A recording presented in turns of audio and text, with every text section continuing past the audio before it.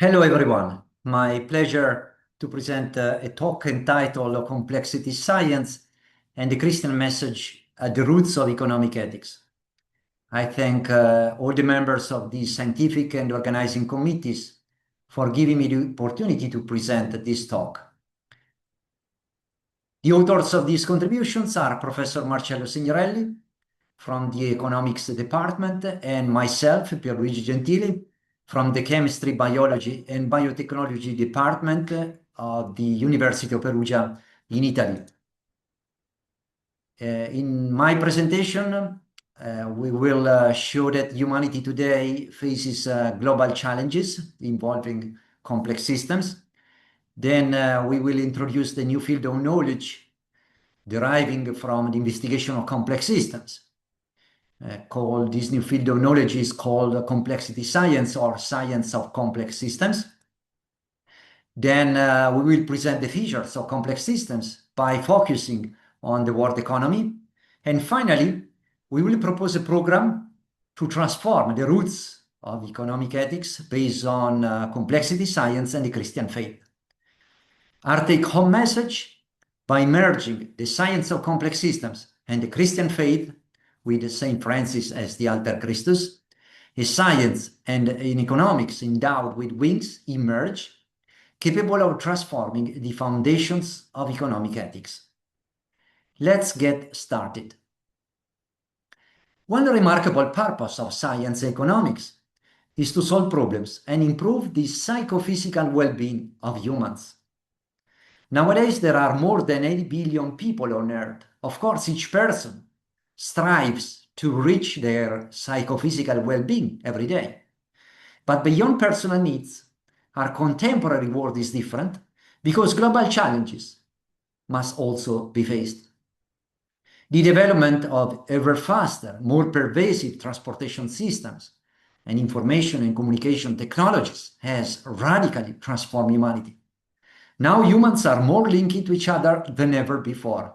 Humanity as a whole gives rise to a vast and very dynamic network. And each member of this network, that means each of us, has to face challenges regarding the network as a whole. Such challenges are global for two reasons. They might regard almost everyone on Earth, and they are multisectorial because they encompass humanity from different perspectives. For instance, physico-chemical, biological, environmental, economic, social, and ethical perspectives. Global challenges require global agendas to be faced and won. This is the reason why, in 2015, the members of the United Nations compiled a comprehensive and far-reaching agenda, the famous 2030 agenda, containing 17 goals, assuring a sustainable development if pursued worldwide. At the heart of this agenda, there are human beings and their societies, the urban areas, the world economy, the natural ecosystems, and the climate. These systems are instances of what we call nowadays as complex systems. Apparently, they are quite diverse. Traditionally, they are investigated by well-distinct disciplines. However, they share some features.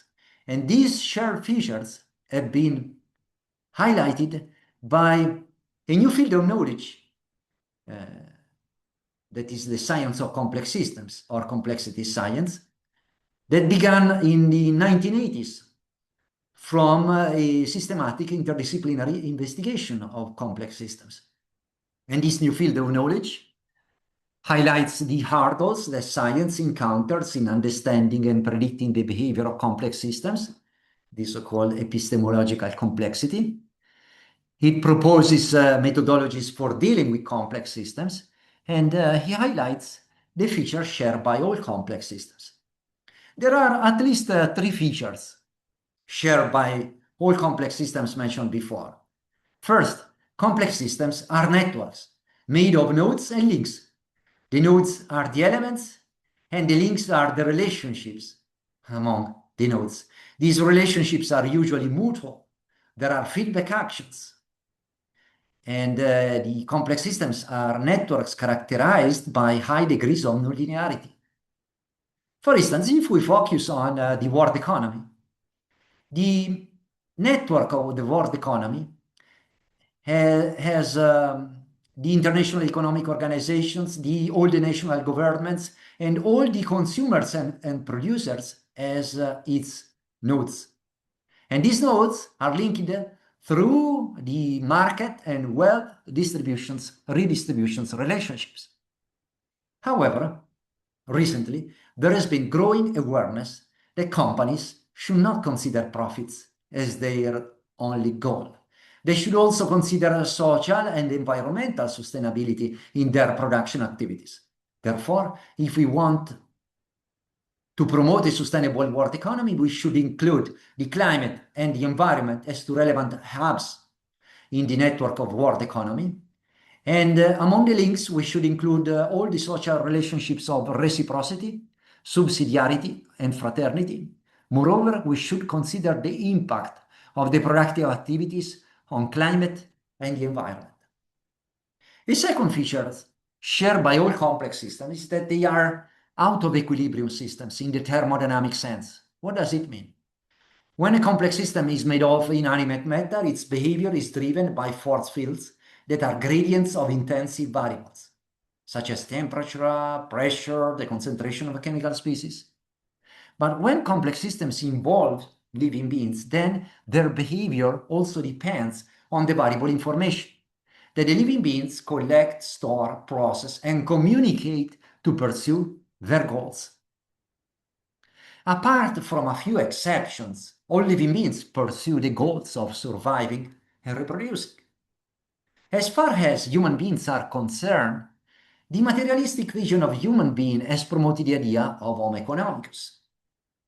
Apart from a few exceptions, human beings are rational, self-interested individuals who seek to maximize personal utility in solving the economic problem of what to produce, how to produce, and for whom to produce goods and services.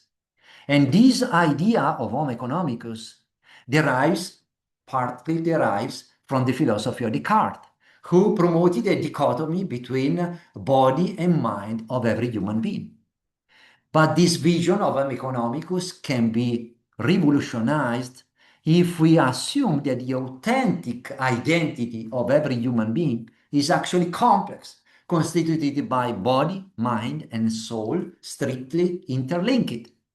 And if we extend the economic problem to the question of why to produce goods and services. A third feature shared by all complex systems is that they exhibit emergent properties. A property is emergent when it belongs to the network as a whole. We can invoke the holism proposed by Aristotle to explain the concept of emergent property and proclaim a complex system and its emergent properties are more than the sum of its parts. Or we might cite the physicist Philip Henderson, one of the fathers of complexity science, and state the whole is not only greater than, but very different from the sum of the parts. An example of emergent property is the power of living being to adapt to the changes of the surrounding environment.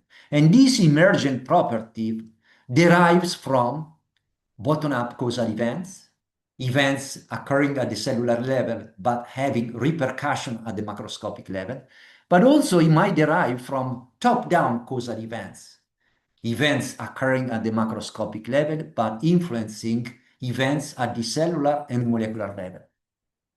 Even the world economy shows the emergent property of adaptation to the changes in the market. But usually, this property derives from top-down causal events, from decisions taken at the international or national levels. A satisfactory political economy for all citizens cannot be solely top-down. It also requires bottom-up contributions to ensure a breathing, healthy democracy. If upward causation is promoted, the world economy will depend more on individual agents' decisions and will look more like the invisible hand theorized by Adam Smith in his The Wealth of Nations. The goal of the Economy of Francesco Foundation is to promote a new economic model centered on human development, sustainability, and social responsibility. In our opinion, we need to formulate new multidimensional well-being indicators to go beyond the traditional GDP indicator and integrate the creation of economic value with other pillars for the future of humanity. For instance, social, environmental, and spiritual pillars as well. In our opinion, the formulation of new multidimensional indicators of well-being requires a paradigm shift that can be achieved through 3 steps. First, we should focus on a sustainable world economy that includes the climate and the environment as 2 relevant hubs, and among the links, it includes all the social relationships of reciprocity, subsidiarity, and fraternity. Moreover, every living being is conceived as complex, constituted by body, mind, and soul strictly intertwined, and even the impact of all the productive activities on climate and environment are considered in a sustainable world economy. And ponder. Second, we should promote the dialogue among the different forms of knowledge. Science and technology should dialogue with philosophy, arts, myths, and religions. Because the humble and wise scientists do not expect nor hope that science can do everything. The humble and wise scientists do not expect that science can provide a moral code or a foundations for aesthetics. And finally, in our view, we should rediscover the depth of the Christian message, which is unique. The Christian religion presents a Trinity God who ardently loves each of us. The proof, the incommensurable godly love, is proved by the sacrifice of Jesus, renewed by the life of St. Francis, defined as the alter Christus. The request, godly love, asks to be reciprocated with a reward. Our love for God can be the source of any other pure love. If we love God above all, then such love for the Trinity becomes a source of love for our neighbors, all creatures, and the entire creation. In conclusion, if we promote a sustainable world economy, a multicultural dialogue among the different forms of knowledge, and we rediscover the depth of the Christian message, then we will be able to transform the roots of economic ethics, and we will formulate new multidimensional indicators of well-being, including economic, ethical, environmental, and spiritual pillars and aspects for the future of the humanity. Thank you for your attention.